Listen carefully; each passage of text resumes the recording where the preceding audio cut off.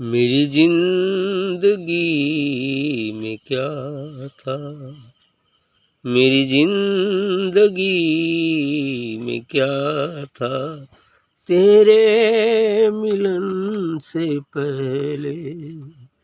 मेरी जिंदगी में क्या था, तेरे मिलन से पहले। मेरी जिंदगी में क्या था, तेरे मिलन से पहले।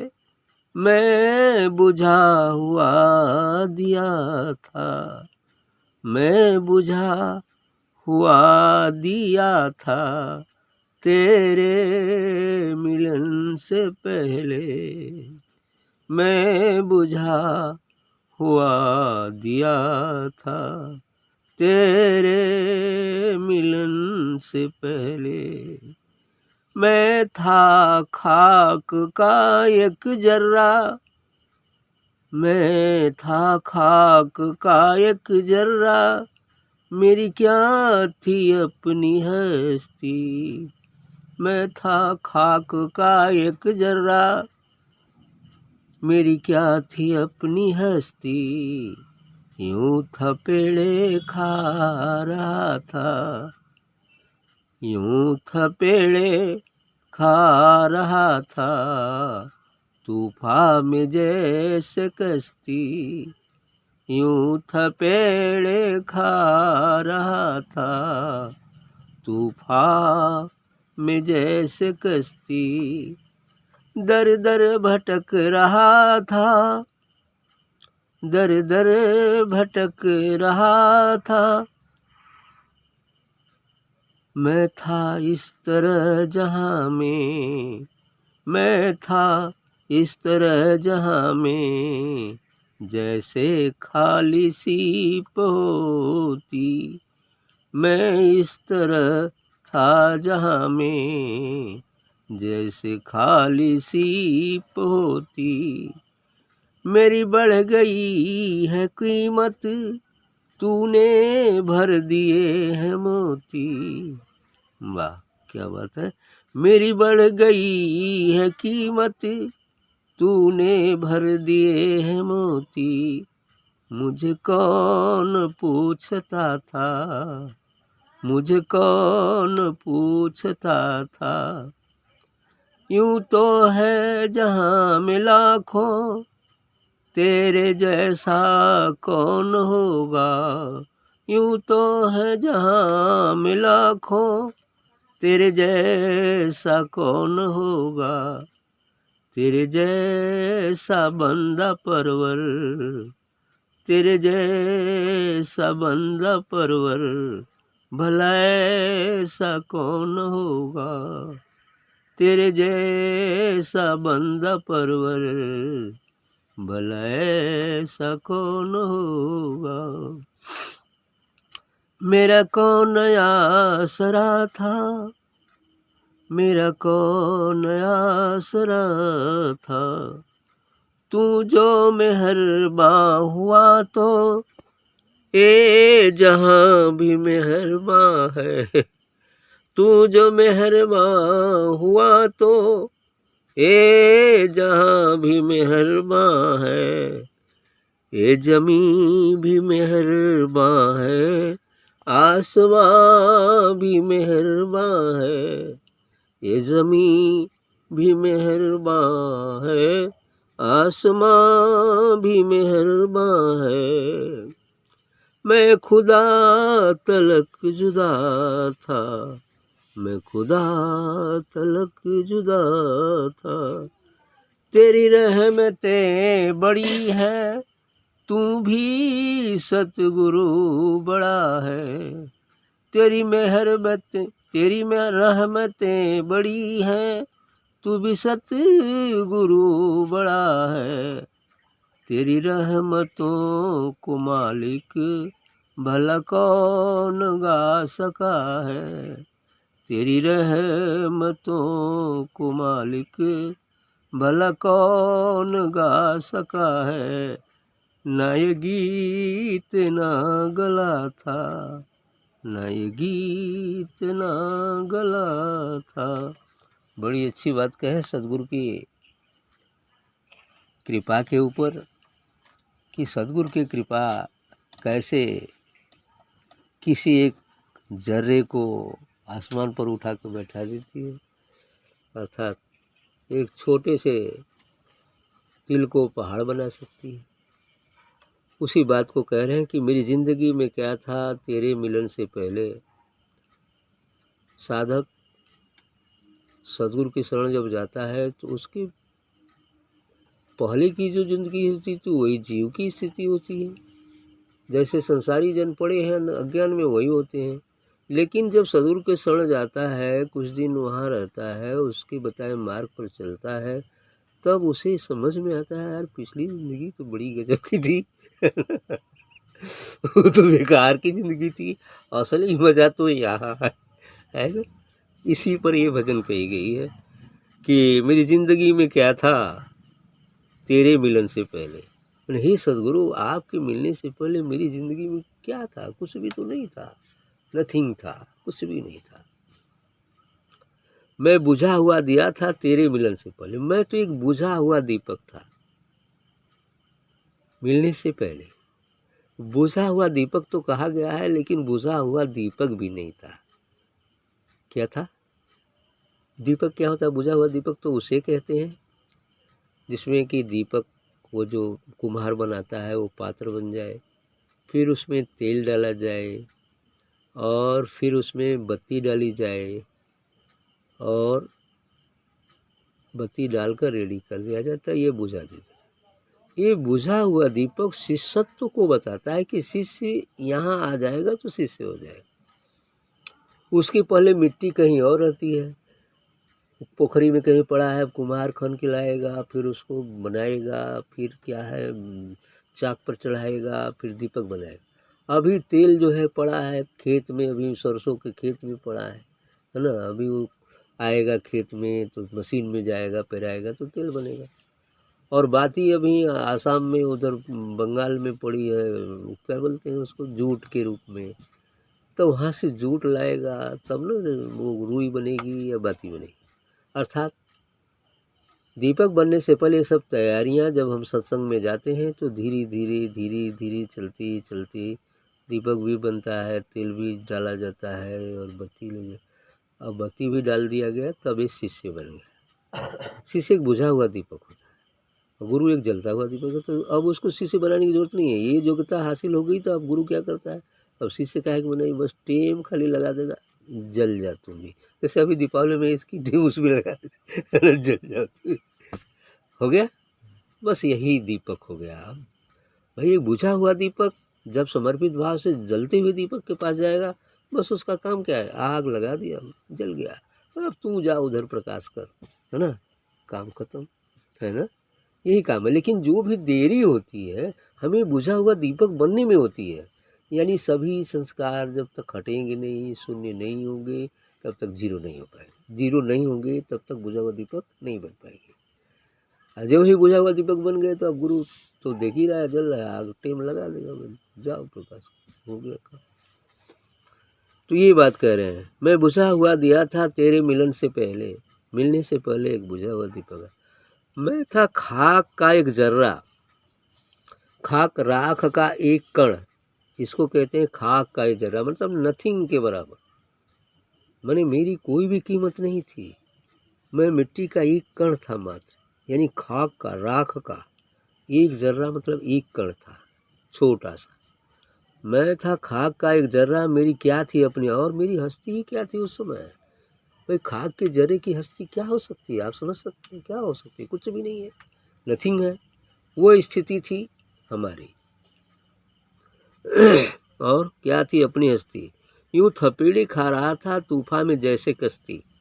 जैसे तूफान आ जाए और नदी में नैया है, अब वो डगमग डगमग डोलती है, कब डूब जाएगी पता नहीं, डूब भी जाती है, होता है ना। तो यही कह रहे हैं कि मैं तो एक कश्ती, मतलब नाव के सदृश था, वो तूफानी नदी में था, तूफान आ गया था, तूफान आ गया उस कश्ती में, अब डूबेगी तब डूबेगी। ऐसे ही जीव की स्थिति होती है। संकटों से, परेशानियों से जूझते रहता है। किसी बात को लेकर के इतना दुख हो जाता है कि कभी-कभी वो सुसाइड करने को भी तैयार हो जाता है और कर भी लेता है ना? क्यों? ये तूफ़ान ही ऐसा करते हैं कि नैया को पानी में डुबो। ये विचार, ये सामाजिक ताड़नाएँ या कुछ भी जो हमारी आत्मा को ठेस पहुँचाता है, फिर हम बिना कुछ संदेह किए और सोचते हैं कि बस अब प्राण त्याग देना ही भलाई है, जबकि ऐसा नहीं करना चाहिए। क्योंकि मनुष्य जीवन बड़ी भाग से मिला हुआ है और इसका जो अपमान करेगा फिर उसे जल्दी मनुष्य जीवन तो नहीं मिलता है ना? इसलिए कि मनुष्य जीवन मिला है भगवान का भजन करने के लिए और इसको तुम सांसारिक चीज़ों के आकर्षण में आकर उनके दुख-सुख पे दुःख क्यों होता है? हम जो चाहते हैं नहीं होता है, बस दुःख होता है। हम जो चाहते हैं हो जाए तो फिर सुख होता है। दुःख-सुख तो हमारे विचाराधीन है, विचारों के अधीन है। जो हमारे लिए अनुकूल है उसको चाहते हैं मिल जाए, बहुत खुश होंगे और जो नहीं मिलता है तो दुःख हो जाता है। तो ऐसा तो संसार में चलता है। हाँ, और हमारी स्थिति तो सुख-दुःख से परे की है, हम आत्मा है, निर्विकारी हैं, है ना? उसमें कोई विकार नहीं है, सुख-दुःख भी नहीं है, हानि-लाभ, जीवन-मरण ऐसा कुछ भी नहीं है। वहाँ पहुँच जाए बस कुल सुख है सुख है। दुःख रही तब वो सुख, सुख रही तो सुख ही है। ये स्थिति है। दर-बदर भटक रहा था, मैं दर-बदर यूँ भटक रहा था, ये काम करें, वो काम करें, ऐसे करें, वैसे करें, ये भटकना है। भटक रहा था, दर-दर भटक रहा था। मैं था इस तरह जहाँ में जैसे खाली सीप होती। यानी इस संसार में मैं ऐसे था जैसे सीप। समुद्र में सीप जब खाली होता है तो ऊपर-ऊपर तैरता है, खुले हुए। सीप वो सुतुही देखे हैं आप लोग ना? हाँ, उसी को सीप कहते हैं। समुद्र में सीप जो होता है वो खाली-खाली मुँह खोले तैरते रहता है और वो तैरते रहता है और जब स्वाति नक्षत्र का पानी पड़ता है, ये अभी कुआर के लास्ट में स्वाति शायद बीत गया है ना? जो है हथिया के बाद ही स्वाति पड़ता है हाँ? तो ये चीज़ है। नहीं, हथिया के बाद क्या चित्रा आता है और चित्रा के बाद स्वाति, शायद इस समय स्वाति होगा या बीत गया हो। ये स्वाति नक्षत्र का जब पानी पड़ता है तो सीप में जब पड़ जाता है तो बैठ जाता है नीचे। उस तरह खुले सीप की कोई कीमत नहीं थी। जब वो सीप मोती बनाना शुरू करता है और मोती बन जाता है तो वो गोताखोर बड़े प्रेम से उसको निकालते हैं, है ना? कितना परिश्रम करके निकालते हैं, फिर उसमें से मोती निकाला जाता है और वही मोती गले का हार बनता है। ऐसा है। वही मोती जो सीप से निकला, वो सफ़ेद-सफ़ेद जो पेटी होती है ना उसकी, वही घर्षण करके उसमें एक आग बालू के कण उगराए जाते हैं। अब वो घर्षण करते उसको अपने में समेटते जाता है, फिर वही मोती बन जाता है ना? ऐसे ही साधारण जीव एक खाली मोती के समान है। जब वो सद्गुरु के पास जाएगा तो सद्गुरु से स्वाति का बूँद मिलेगा उसे। ठीक है? वो स्वाति का बूँद, स्वा का मतलब होता है अपने से निकलने वाला, अर्थात निज स्वरूप से निकलने वाला दिव्य प्रकाश स्वाति हो गया। स्व माने अपना, स्व से आता हुआ अर्थात आत्मा से आता हुआ जो दिव्य प्रकाश है वो स्वाति का बूँद। ठीक? और वो स्वाति का बूँद जब शिष्य रूपी खाली सीप में पड़ता है तब वो धीरे-धीरे कहता है यार यही काम ठीक है, करना चाहिए, अच्छा है, अच्छी बात लग रही है, आनंद मिल रहा है। अब इसके बहाने वो चलते-चलते जब रगड़ करता है, अब वो रगड़ना शुरू करेगा उसमें धीरे-धीरे आत्मा पर, तो धीरे-धीरे एक दिन मोती बन जाएगा। क्या बन जाएगा? तो जो आज हमको बुरा कर रहे हैं, काल कहेंगे बहुत सम्मान देंगे, बहुत अच्छा लड़का है, ऐसा कहेंगे, है ना? समझ रहे हैं? तो यही चीज़ आगे कहे भी हैं ये बात को। दर-बदर भटक रहा था, मैं था इस तरह जैसे खाली सिर मछली। आगे कहे कि मेरी बढ़ गई है कीमत, तूने भर दिया है मोती। वही सद्गुरु से कह रहा है कि मेरी कीमत तो बढ़ गई, इसलिए कि आपने मोती भर दिया। अब मोती भर दिया तो कदर बढ़ ही जाएगी। भाई खाली सिर था तो नथिंग था। और जब सद्गुरु मोती भर देता है, दिव्य प्रकाश भर देता है, और एक दिन तो भरने नहीं, धीरे-धीरे अभ्यास के द्वारा वो भरते एक दिन पूर्ण जब मोती बन के एकदम निखर जाएगा तो क्या हो जाएगा? सब लोग कहेंगे कि मिल जात माला तो हम पहन लें, है ना? ऐसा होता है। तो कह रहे हैं कि मेरी बढ़ गई है कीमत, तूने भर दिया है मोती, मुझे कौन पूछता था? नहीं तो ओकरे पहले कौन पूछता था? अब तो कीमत हो गई, खाली सिर्फ क्यों पूछिए? अब अब सब लोग सोनार और क्या-क्या पहने, भाई बढ़िया मोती हो, कीमती है, छोटे-बड़े मोती होते हैं। यूं तो है जहाँ में लाखों तेरे जैसा कौन होगा। आप गुरु की सदगुरु की बात को कहते हैं कि इस जहान में तो तमाम लोग हैं, लेकिन सदगुरु जैसा कौन हो सकता है? कोई नहीं होता है। सदगुरु तो ही सदगुरु होता है, सदगुरु जैसा और कोई नहीं है। परमात्मा जैसा और कोई नहीं है ना। परमात्मा है तो परमात्मा है, केवल एक है ना, एक, ओनली एक है, उसके जैसा और कोई नहीं हो सकता। तो हाँ, यूं तो है जहाँ में लाखों तेरे जैसा कौन होगा, तेरे जैसा बंदा परवर भला ऐसा कौन होगा। और इतनी नहीं, तेरे जैसा बंदा परवर, बंदा का मतलब जो सदगुरु की बंदगी करता है और पुनः सदगुरु के स्वरूप को प्राप्त हो जाता है, या परमात्मा का भक्ति करता है, परमात्मा को प्राप्त हो जाता है, तो वो बंदा कहा जाता है उसको, है ना। परमात्मा तो निराकार है ना, निर्गुण है, निराकार ज्योति स्वरूपा है, लेकिन उसको जो अंधन करता तो उसको वो बंदा कहते हैं ना। बंदा कहते हैं कि भाई वो भगवान स्वरूप नहीं हो सकता। भगवान तो केवल एक है, अपरिवर्तनशील है, सदैव एक रस रहता है, उसमें कोई परिवर्तन नहीं होता। लेकिन जो बंदा होता है वो एज मान लीजिए कि वो वही होता है जो वो है ना, यही चीज़ होता है। हाँ, इसीलिए हाँ ये बात कही गई है कि एक है कि तेरे जैसा बंदा परवर भला ऐसा कौन होगा। मेरा कौन आसरा था, मैंने आपके सिवा मेरा कोई आसरा ही नहीं था पहले। आगे कहते हैं तू जो मेहरबान हुआ तो ये जहाँ भी मेहरबान है। जब सदगुरु की कृपा जिस पर हो जाती है, मेहरबान हो जाता है जिसके प्रति, और यदि वह अपने निजत्व को प्राप्त हो जाता है, सब लोग उसको उसके प्रति मेहरबान होते हैं, है ना। सब लोग चाहते हैं चलो भाई वहाँ अच्छा बात है ना, संतों के यहाँ क्या जाएंगे तो हमारा कल्याण होगा, चलो कुछ दान दक्षिणा ही चढ़ाएंगे, कुछ खुश होंगे, आनंद मिलेगा, इसे मेहरबान हो रहा है। ऐसे कौन देने जा वाला है, देगा क्या, ऐसे नहीं देता ना। लेकिन उस तरह मेहरबान होते हैं, सब लोग चाहते हैं हमारा काम हो जाए, हमारा काम हो जाए, ऐसा हो जाए, वैसा हो जाए, इस तरह की बात। हाँ, तू जहाँ तुम जो मेहरबान हुआ तो ये जहाँ भी मेहरबान है, ये ज़मीन भी मेहरबान है, आसमां भी मेहरबान है। ज़मीन भी खुशियाँ मनाती है, संतों के चरण कमल इस पर पड़े तो ये पृथ्वी माँ भी खुश होती है। और इतनी नहीं, उनका दिव्य प्रकाश जब इस आकाश में फैलता है तो ये आकाश भी खुशियाँ मनाता है। और इतनी नहीं, देवतागण भी खुशियाँ मनाते हैं, बाजी बजाते हैं, है ना, ऐसा करते हैं, बहुत खुशियाँ मनाई जाती है। इसमें देवता, किन्नर, गंधर्व, ये सब खुशियाँ मनाते हैं कि कोई एक जीवात्मा, कोई एक जो है साधक भक्त परमात्मा के यहाँ जा रहा है। ये सभी खुशियाँ मनाते हैं, फूलों की वर्षा करते हैं, दिव्य फूलों, ऐसा है। ये चीज़ें हैं, सभी ब्रह्मांड खुशियाँ मनाता है, क्योंकि उसी प्रकार खुशियाँ मनाता है जैसे एक लड़का, अकेला लड़का हो किसी का, और वो परदेश चला गया हो, और परदेश चला गया, ज़्यादा दिन तक वहीं रह गया, बहुत दिन हो गया, इधर क्या हुआ कि माँ बाप परेशान है, आया नहीं, बहुत दिन हो गया, बहुत दिन हो गया। कदाचित वह आने की खबर पाते हैं तो खुशी हो जाती है, और वो तैयारियां कर दी जाती हैं, पूरा सजा हो जाती जाता है, आएंगी तो खुशी से, है ना। बाजे भी बजते हैं, क्या क्या बजते हैं, मौलाएँ तैयार की जाती हैं, होता है कि नहीं, ऐसा होता है। बस यही खुशी। परमात्मा का कोई पुत्र, हालांकि पुत्र तो सभी हैं लेकिन नालायक है, लेकिन कोई लायक पुत्र अर्थात जो अपने स्वरूप को पहचान कर जब उस क्षेत्र को जाता है तो तमाम ब्रह्मांड भी खुशियाँ मनाता है ना, कि कोई आ रहा है, मतलब। और स्वयं परमात्मा जो जन्म, जो सबके पिता हैं, वो भी खुश, मेरा एक लड़का आ रहा है, मेरा लड़का आ रहा है, वो भी खुश होते हैं भाई मेरा लड़का आ रहा है ना, ऐसी ही बातें हैं।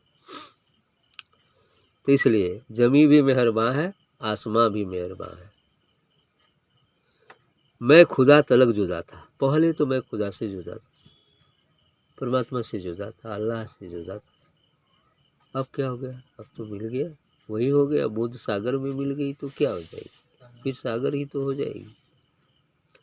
तेरी रहमतें बड़ी हैं, तू भी सदगुरु बड़ा है। करें आपकी कृपा बहुत बड़ी है, और स्वयं आप भी बहुत बड़े हैं। तेरी रहमतों को मालिक भला कौन गा सकेगा। वास्तव में उस सदगुरु या गुरु का वर्णन या उसकी कृपा का वर्णन कौन गा सकता। वेद भी तो थक गया, लिखते लिखते थक गए सब। कौन कौन लिखा, वेद व्यास जी। लिखते लिखते वेद भी थक गए तो कह दिए गुरु की कल्पना में, बस नहीं थी, यानी नहीं थी, अब गुरु का वर्णन किया नहीं जा सकता। वो कैसे कभी सर 7 समंदर मसी कर और क्या लेखनी सब बन रहा है। हाँ 7 समुद्र स्याही करो गुरुकुल लिखा न जाए। सोचा अब इतनी बात, तो ये चीज़ें हैं, गुरु का गुण लिखा नहीं जाता, कितना भी कह लो फिर भी छूट जाएगा, क्योंकि शब्द में उसको बांध ही नहीं सकते। अब इस आकाश को हम मुट्ठी में बांधने चले तो क्या होगा, बंध गया आकाश, आकाश निकल गया, मुट्ठी अलग हो गई, अलग ना। उसी प्रकार उस सद्गुरु इस निराकार परमात्मा को कहने के लिए शब्द नहीं है। शब्द तो एक संकेत कर दिए जाते हैं, इशारा कर दिया जाता है कि समझो, लेकिन वो शब्दातीत है, शब्द से भी परे है। ये स्वयं परमात्मा शब्द भी परमात्मा नहीं है, परमात्मा कभी भी परमात्मा छूट जाता है ना। ये चीज़ है, ये वास्तविकता है। तो न ये गीत न गला था, अब उसको कहने के लिए गीत भी नहीं है, गला भी नहीं है, वो तो इनसे परे है, लेकिन एक संकेत कर दिया जाता है। ये संकेत है, जिसको यदि संकेत समझ लिया कोई और इस मार्ग पर चला तो फिर अपने स्वरूप को प्राप्त हो जाए।